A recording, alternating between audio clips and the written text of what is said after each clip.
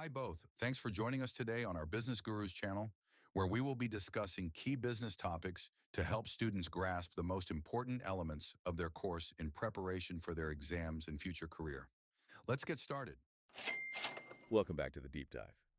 Today, we're getting into a really core idea for understanding any business stakeholders. Right. And you shared some material that, well, it lays things out very clearly. Exactly. And our mission today is basically to dig into that framework, specifically how it separates stakeholders into internal and external groups.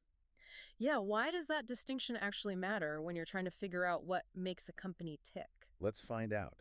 So the material, it kind of cuts right to the chase, doesn't it? Gives us two main buckets. It does. It's a really useful lens straight away. It helps you see who's got skin in the game, or who's impacted by what the business does. Totally. It starts by drawing like a line around the company itself, defines that first group, internal stakeholders. Uh-huh. So anyone who's fundamentally inside the business, part of its structure. Right. Their day-to-day is tied up with the company, or maybe they own it.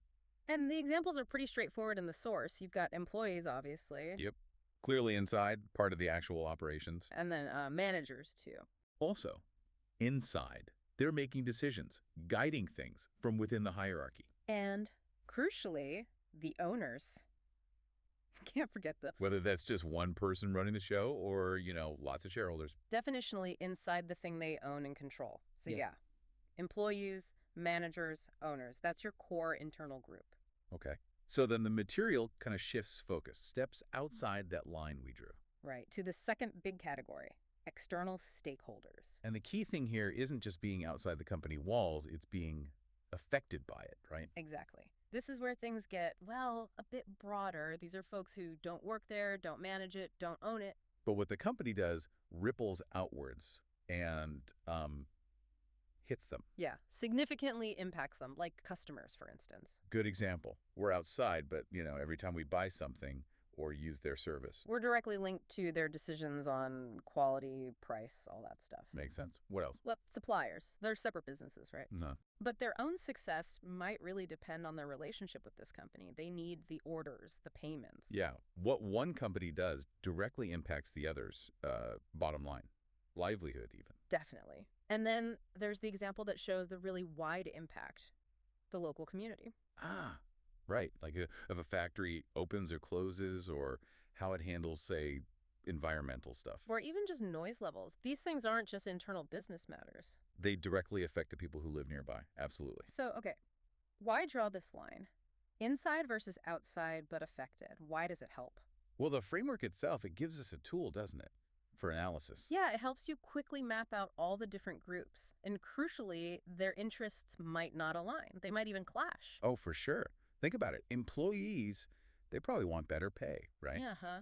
While owners might be focused more on boosting profits. Or customers, we usually want lower prices. Exactly. And then the local community might be pushing for, say, stricter environmental rules. Which could increase costs, hitting profits, or maybe even prices. It gets complicated. It does.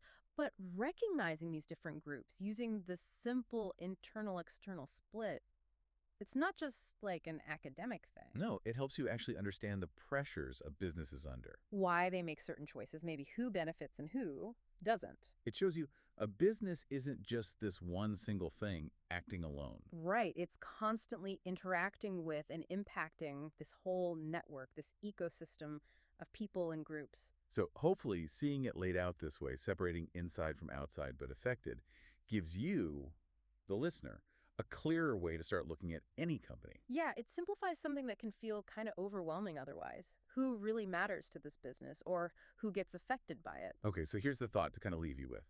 If you use this lens, this internal versus external idea, how does that change how you look at the businesses you deal with, like every single day? Yeah, think about the coffee shop you go to or your internet company, maybe even the local college. Who are their internal people? And who are the external ones? And maybe where do you fit into that picture for each of them? Something to think about.